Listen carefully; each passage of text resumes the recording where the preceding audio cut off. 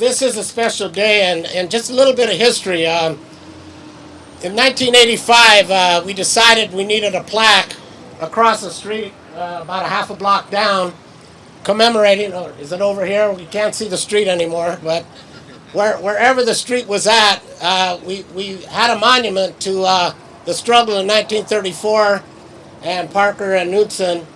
And that stood there, and there was 2 trees next to it, and that stood there for years. And then when they started this redevelopment, the plaque disappeared, and it was a nice bronze plaque. Now, I don't know what happened to it. I can guess. But a number of individuals, and 3 of them are sitting right here, along with Art Almeida, started the process with the port of let's rededicate and let's get that plaque back. So the port has worked on this for a period of time, invested about $30,000 in this plaque, and that's what we're going to be rededicating today. I just want to give a little bit of history, and as I look around the crowd, I see a lot of people who've been here for 25, 30, 40 years, and I see some younger members of the union. I think the important thing for the union to understand, there will always be struggles. There will always be a certain level of conflict between the worker and the people running these terminals. But in the long run, it is in all of our interest to ensure that these ships are moving, that our members are working, and that the Port of LA and the Port of Long Beach continue to be the leaders in the movement of cargo. There are new challenges coming up to the ILWU, as there were challenges back then. And back then it was just a question of dignity and the establishment of representation for working people on the waterfront. Today the struggle is a little different. Today the struggle is about maintaining a standard of living that has been created by this union going into the future. Across the street at Plaque, this will be the first hybrid, partially automated terminal. Those of us that came in during the early M&M contracts had great fear about what the future would lie for us.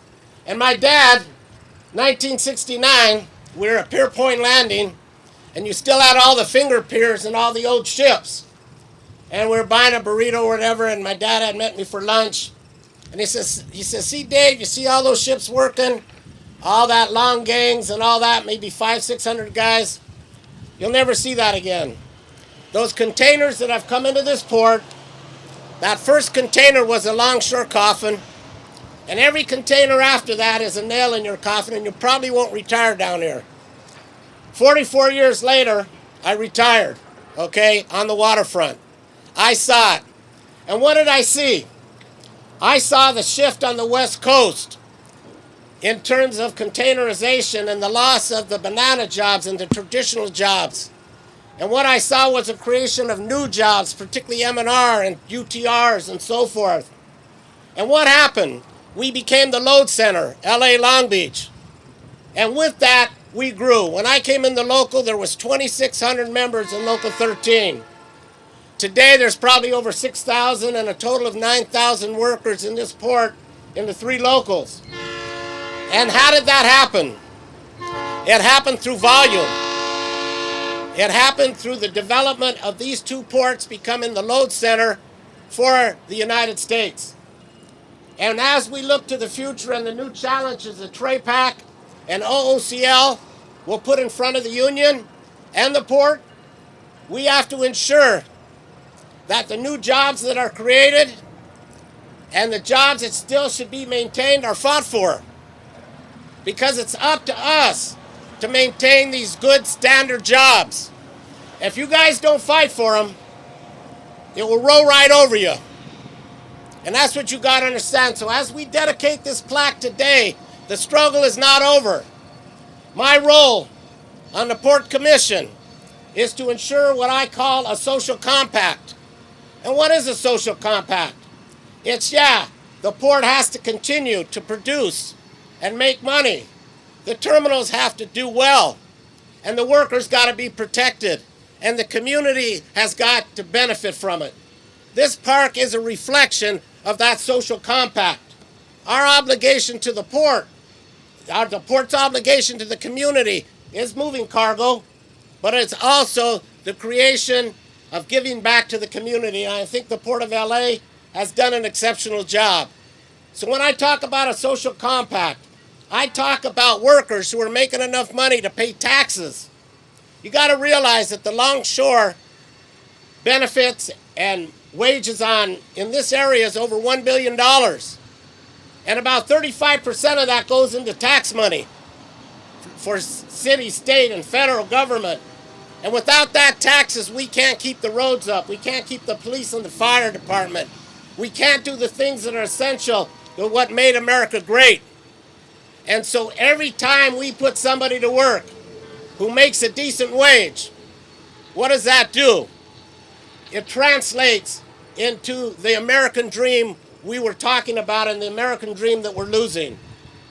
The idea that more and more of our work has moved overseas and our plants have closed down demands that longshoremen and others not only think about themselves, but they got to think about the welfare of the American people and a standard of living that ensures that America it always will be the dream that we achieved in our generation. And I think that's what the port's about. That's why I'm on the port. That's why I'm here.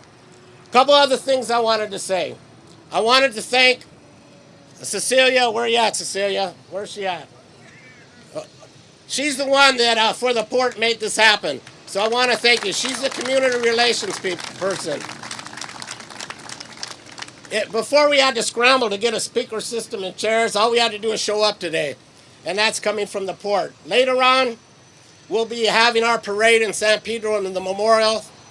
And the reason this is moving so smoothly is two people that are here today. And they're standing back here. Now, it used to be when I saw policemen, I ducked around the corner, okay? But now, with our port police, I get stopped 4 or 5 times a day, and they tell me, hey, this is going on, Dave, this is going on. And we realize that the port police are part of the ILWU now. We have with us today 2 of the leaders within the port that oversee the security of the port and the protection of our workforce. And we have Chief Boyd. You want to come up, Chief?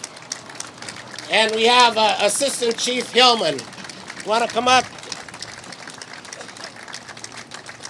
And I just want them to say a few words because I want to continue to build this good relation between the workforce and the police, okay?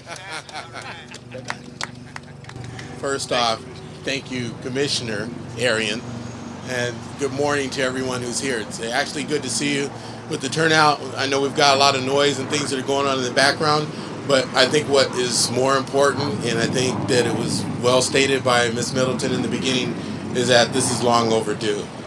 Very much so. So it's really great to see everybody come out. And there's a lot of things that we're going to be going through today that you're going to be experiencing as you commemorate a day that, again, is long overdue. So we want to do everything we can to enhance the experience so that everyone has an enjoyable day, a fruitful day. The comments that were made earlier about the value of especially this group to this port and its impact on the nation cannot be understated. I travel around the world on behalf of our port and our port community, and it's really the work that you put forth, and it's the blood, sweat, and tears that have been put forth by many of the people in these seats and the folks who are going to be commemorated here very shortly that have made all this possible. And I have to tell you, it's made us beacons and icons of the world, and for that, all of you are to be commended. So I'm hoping that you have a great day today. I'm going to leave you in the care and keeping of Chief Hillman. And again, thank you very much for your efforts. Thank you. Thank you, guys. 1, 2, 3.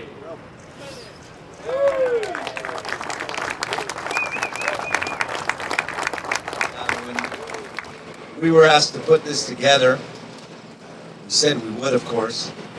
And I think we did it in grand style. Would you agree? Yeah! We did it right. And you know, when I think about how I got here, I'll never forget 2001. Some of you heard me tell the story. You know, when you all endorsed me, and some character didn't like it, And then I don't know who punched who out, but next thing I knew, the dude was down. And I walked out. I said I was going to walk out the middle of the hall, and I said, no, I'm walking out where the fight is. And I went out there, and I had all these guys bigger than him, moving me through. And then in the runoff, when I had you guys carrying me from one guy to another all the way to the stage, escorted by people on motorcycles, your guys. And so I wanted to be here to thank you. Thank you for 8 years, the opportunity to serve as mayor. It's been something I'll always be grateful for, because like most of you, I didn't grow up with a silver spoon in my mouth. I grew up tough and hard, and never in my wildest imagination dreamed that I'd be the mayor of LA. And I'm glad we're here in Wilmington, not just because this is where these 2 ILWU workers were killed, but because Wilmington's always meant a lot to me.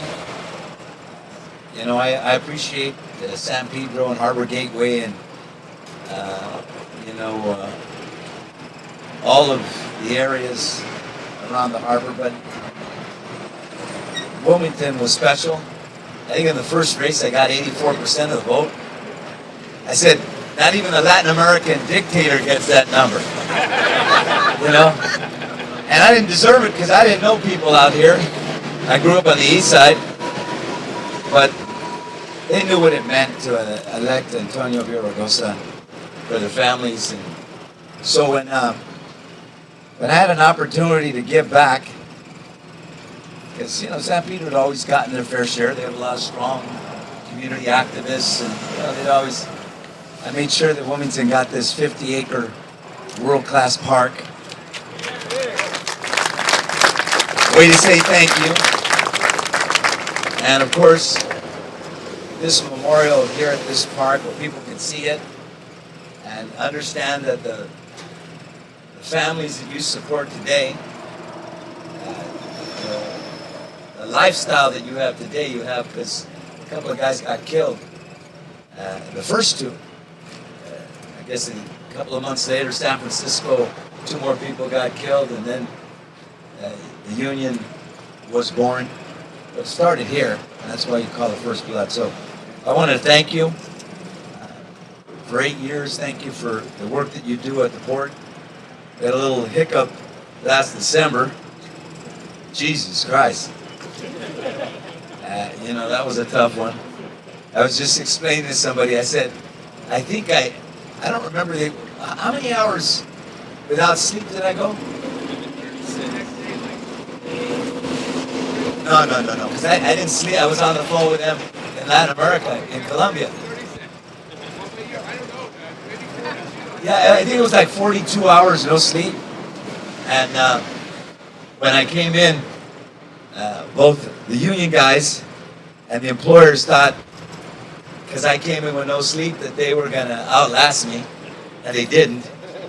We finally got a deal, thank God, so you could all get back to work.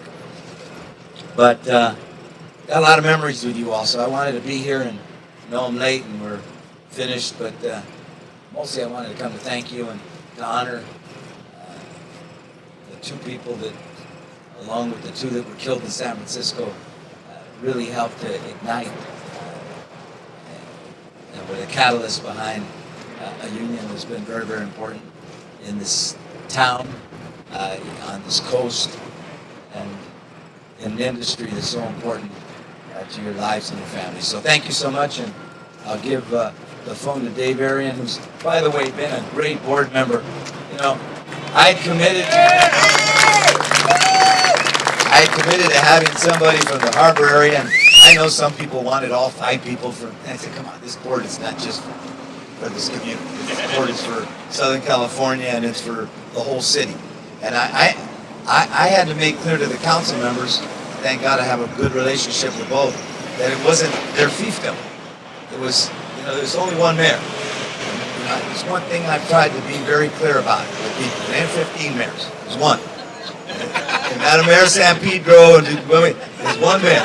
So, but it was important from the beginning to have somebody from the ILWU, but also somebody that came from this area.